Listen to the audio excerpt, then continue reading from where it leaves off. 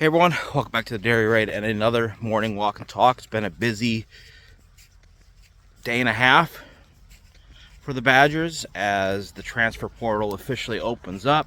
We're seeing offers going out and more Badgers going into the portal, and the official unveiling of Jeff Grimes as the Badgers' new offensive coordinator.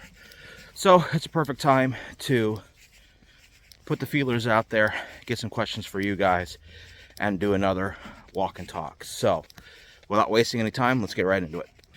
Okay, and the first question here, I like this one, has nothing to do with any of the two topics I just talked about, is what is the difference between an offensive coordinator and a passing game coordinator? What are their different responsibilities, how they utilize, etc.? The easiest way that you can define an offensive coordinator is the guy who's calling plays.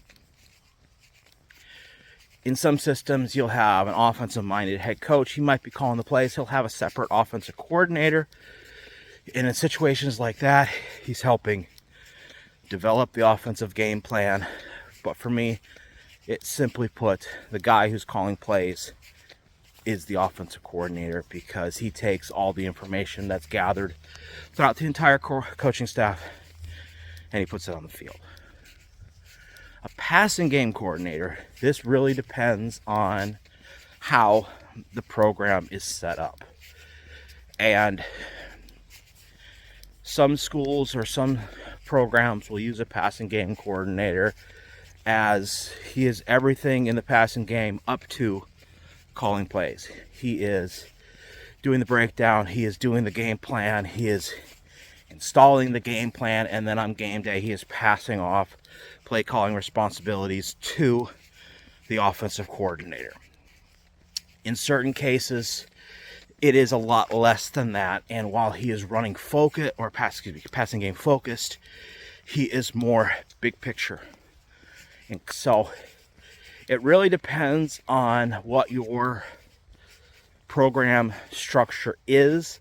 It depends on the experience level of the play caller and the offensive or defensive mindedness of the head coach. So if we want to look at this with the Badgers, I think what we would see, I would not be surprised to get a bigger name quarterback coach to come to the Badgers, that they would slap on the passing game coordinator tag to his job description and give him those responsibilities in a way to entice a bigger name to come in to Madison. What that's going to do is allow Jeff Grimes to focus on developing the system, working between all the position coaches to get a game plan, and a passing game coordinator is going to be focused on finding the right people to implement the passing game that Coach Grimes wants in coordination with the QB coach, passing game coordinator, but then also develop a game plan. Speaking of QB coaches, the next question is, how would I consider Corey Dennis a candidate for the for the quarterback coaching job for the Badgers, given his connections to Luke Fickell, also his connections to Urban Meyer? What kind of fit would I see that? Well, to me, that depends on what Coach Grimes wants. Corey Dennis comes from the Ohio State line, so more in the lines of power spread, a little more college-based QB play. So I don't know if that would gel with Coach Grimes' offensive philosophy. It could. Certainly, Corey Dennis has experience working with mobile quarterbacks and developing him within a more up-tempo system. So those could be benefits. The only thing I would right now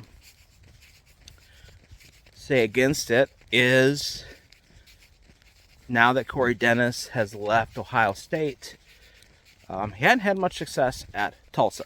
Again, it's 1 year. But I think he doesn't have a ton of experience. And I think what you're going to find with the quarterback coach that is going to be brought in is they're going to look for a guy with experience. I think we saw that with Coach Grimes. Is Luke Fickell brought in a guy with 30 years of coaching experience, a guy who's adaptable. If you bring in a young guy who hasn't been around the block that much, he's going to know what he knows, and he's going to teach what he knows. He's not going to be as adaptable, and his base of knowledge is not going to be as wide as someone with a little bit more experience, which is not necessarily bad. But I think right now Luke Fickell is looking for somebody with a little more experience. For me, that might exclude the other big candidate that Badger fans are calling for, and that's Kirk Campbell, who was the offensive coordinator at Michigan, who was just fired. He was the quarterback coach when they won the national championship with J.J. McCarthy, and again, a great young prospect. He has like 2 years of quarterback coaching experience. He just happened to have it at Michigan and at Old Dominion. But you get what I mean. But I think they're going to go older. That's my guess. All right, so let's move away from Coach Grimes a little bit and the coaching staff, and let's talk about the other hot button topic. And that is, of course, the transfer portal. And the question that I have received most about the transfer portal is a variation on which quarterback would be the right fit for the Badgers coming out of the portal season. And I've heard names.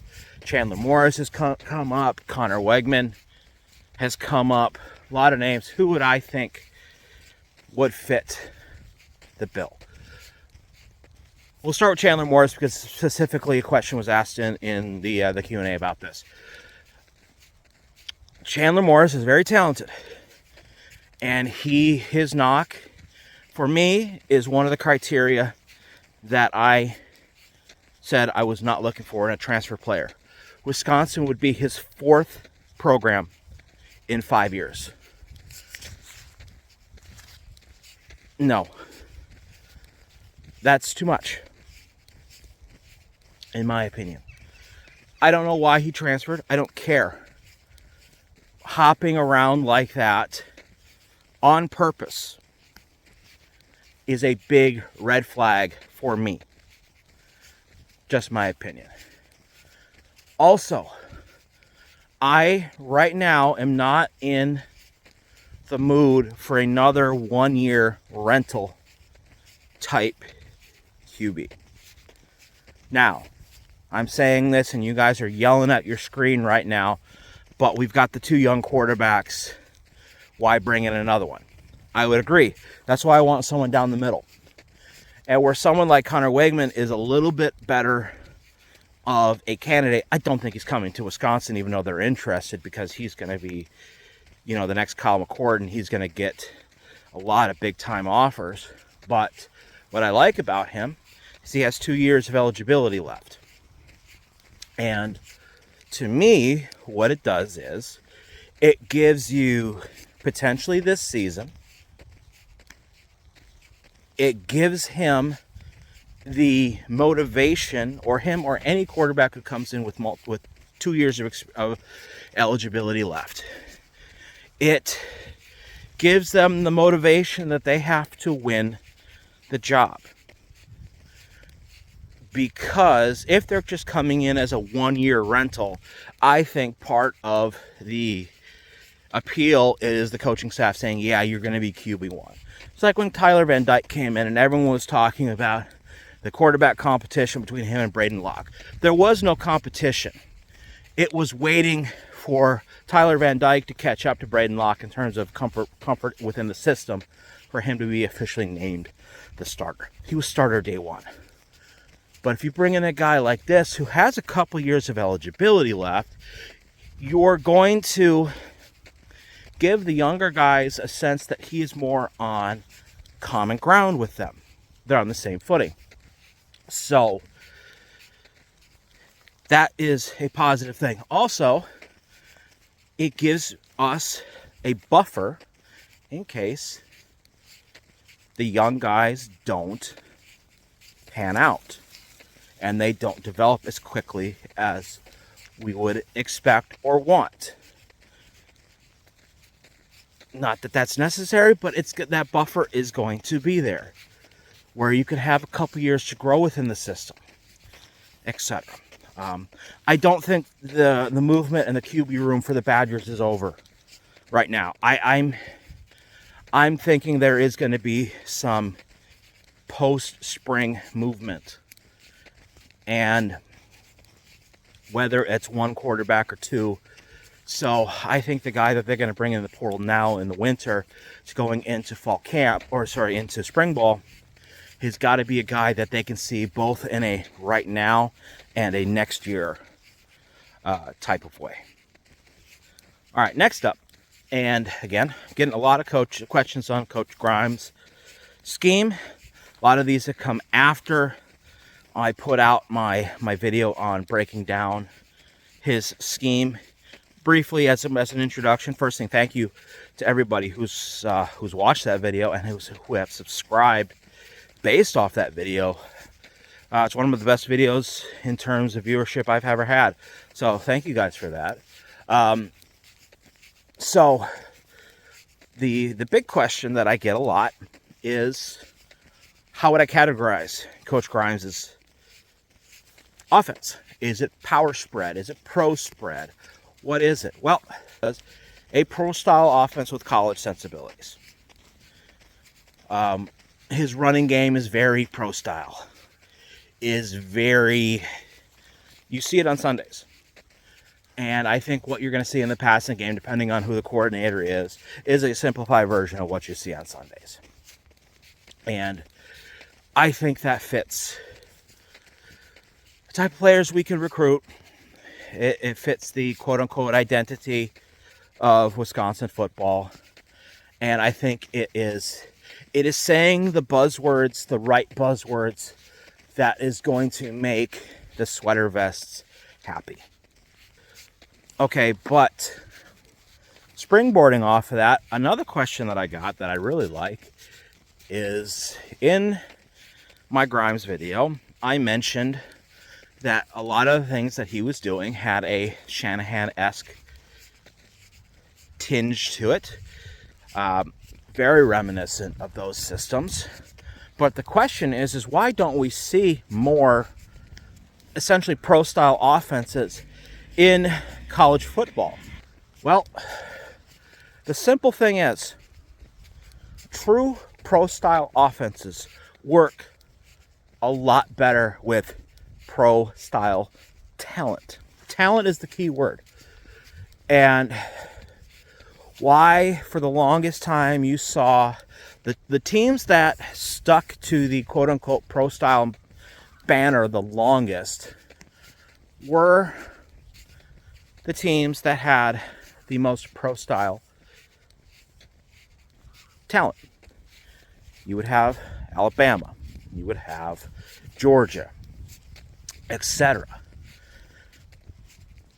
But then what I've seen lately with the pro style, is you take someone like Jim Harbaugh, who was obviously he played in the NFL for a very long time. He took his NFL mindset to the college ranks, to Stanford. And he grew a little bit of college sensibility. Simplified things a little bit. Made things a little bit more dynamic. Took into account that the quarterback can be a threat in not only the passing game, but the running game, and forcing the defense to play the whole field. And then he took that mentality back to the NFL. and helped spur on the growth of the mobile quarterback in the NFL. He then took what he learned the second time through the NFL, when he came into his first coaching experience, was some of the downfalls of the mobile quarterback, and brought that back to the college game. And what he did was he took pro sensibilities and he spread things out a little bit more. He found an offense that took those principles of the mobile quarterback and found ways to use it when you don't have a mobile quarterback, or you have a quarterback that you want to protect and you don't want to get beat up. And he brought that to Michigan. And now we're taking the next step. He's going back to the pro game. And I think what you're seeing right now with his Chargers offense is kind of the grand culmination of the pro and the college game fused into one that work really well with the type of quarterback he has. What does all this mean about why we don't see a true pro style offense in the NFL or in college football anymore? Well, it's simple. You're not in the NFL. You don't have pro style players. So you want to have a system that can be taught to kids who are, some of them are coming out of high school where their offenses still run 6 plays. Some of these kids are coming into college football where 95% of the passing plays went through one person. Running backs are coming from systems where they ran the wing T still. They ran the double wing still. They ran basically one running scheme. And the pro style game, when you look at the West Coast offense, for example, is very complicated. A lot of moving parts. Terminology is needlessly, ridiculously too big, too expansive. The vocabulary is too much. And what college coaches have found is you can simplify the game and then expand it and make it more complicated by the defense through formation and through tempo. And so they've taken the best of the college game and the pro game, condensed it into a simpler form, and then made it more difficult for the defenses by adding more variables.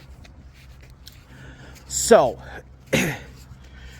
it just comes down to, can you teach a kid or 300 pages of passing plays and 50 pages of formations? No. It's needlessly complicated, and that's why you don't see it in the college game. You see aspects of it. You see, again, the good parts, the easily taught parts, the sound logic parts of the pro game are distilled and brought to the college game. And the needlessly complicated and the stuff that strokes a lot of coaches' egos, that's left in the NFL. And why? Now, again, you've also seen in the last decade or so, a lot of that college stuff is coming to the NFL because they're realizing, one, why change what the quarterbacks already know and what made them successful? And maybe our game is a little too complicated. So, and I think the Shanahan system is, again, kind of the best and the worst of that transition. So when I say Shanahan style system, what do I mean? Well, let's go back to the beginning. And the Shanahan I'm talking about is not Kyle, it's his dad, Mike. Okay? Mike Shanahan is a disciple under the Bill Walsh coaching tree. So he is about as West Coast offense as you can get.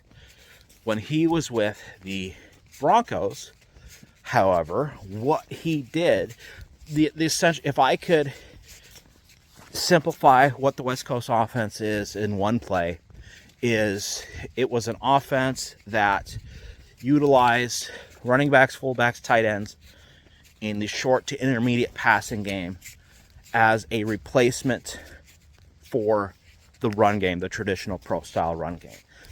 So they really expanded the width and the depth of the pro passing game by implementing a lot of these shorter and intermediate routes into the passing game. What Mike Shanahan did with his offensive line coach, Alex Gibbs, who should get a lot of credit for where this offense has gone in the past 30 years, is he brought the run game back to the West Coast offense, and they did it through zone scheme, inside zone, outside zone, and taking some of those intermediate passing plays and replacing it with a run game that forced defenses to play sideline to sideline. So then off of that, you were able to build play action pass and add the more vertical aspects of the West Coast offense behind it. When he got to the Redskins, he then augmented that by the ability of a run first or running quarterback. So they expanded the pocket, a lot more play action, using that personnel to create vertical and horizontal stretches. Still using bigger personnel. He will use a lot of 12 personnel, 21 personnel. So still using the West Coast personnel, but taking it even more vertical because you use the quarterback to work sideline to sideline. As we've taken the next step in the Shanahan evolution, Kyle has really went more old school with the run game, and so he utilizes a lot of tight ends, a lot of fullbacks, and then he augments the system with, instead of having a mobile quarterback, and they do, he uses, Brock Purdy can move around a lot, so he can expand the formation. He's using Deebo Samuel and a joker type player to add more of that sideline to sideline threat. And then Sean McVay, he's all about setting up the intermediate and vertical passing game. So using the wide zone, using the outside zone to really get the defense working laterally, sideline to sideline, to then get the ball over their head with the play action game and the vertical drop back passing. And it is those elements that you can see in Coach Grimes' game. He's not a descendant of that passing tree or that offensive tree. I think where he gets it from is Dirk Cutter. And you see Dirk Cutter's pro-style offense that he ran at Boise State and at Arizona State, which he then took to the NFL. You can see the influences there, which, funny enough, I'm going to put a pin in this, but right now Dirk Cutter is the offensive coordinator again at Boise State. He's been coaching forever. I think this is just he's going home, retirement kind of job. And you look at the job he did this season with Boise State's offense, not just with Genty. Obviously, he's a great kingpin of that system. But they have, for having a running back who's at 2,500 yards, or close to it anyways, they have pretty decent balance. And keep an eye on what their scheme looks like. I wouldn't be shocked if we see some of those elements make it to the Badgers. So that's a long way around to get back to the Shanahan offense and Coach Grimes. I think he was definitely influenced because, he got the run game aspect that he's comfortable with in combination with the pro style, the West Coast offense type passing game. And I think what we see at the college level is just taking that and simplifying it a little bit. All right, so the last question we want to go through here about Coach Grimes and his offense is, I was asked, I've seen all three versions of his offense between BYU, Baylor, and Kansas. What one do I feel is maybe best? More importantly, what do I feel is better suited for the Badgers? Well, if you compare their offenses and you look at I'm looking at the run scheme right now, because until I know who the offense or the quarterback coach is, I really don't know completely what direction they're going to go in the passing game. If you look at how the run game was structured in each of those stops, I think it gives you a very good indication of where I think it's going to go, and how I'm going to give you a non-answer to that here in about 10 seconds. So if you look at BYU pretty much was a straight 1/3, 1/3 split between outside zone, inside zone, and variations of the power scheme, power, counter, etc. Very balanced, because I think they were trying to spread things out a little bit more, and they took advantage a lot of the jet sweep at BYU. If you look at Baylor was 60% outside zone. On top of the outside zone, probably another 10% of what else was there was the jet sweep and variations off the jet sweep. And then the rest was a mix between inside zone and a little bit of power. So that offense was definitely set up to attack the flanks and get the ball out in space. I think you see a lot with their offensive linemen were a lot more capable of doing that, where maybe BYU's was a little bit more downhill. So that's why you saw outside zone was maybe only a third of the scheme at that point. And then you look at Kansas, and I've been told that by Kansas fans that he basically just ran a worse version of Andy Kotelnicki's offense this season. And maybe so. Hey, when you go from a record-setting offensive coordinator, everybody is going to be compared poorly to the previous guy, right? Or to the next guy, right?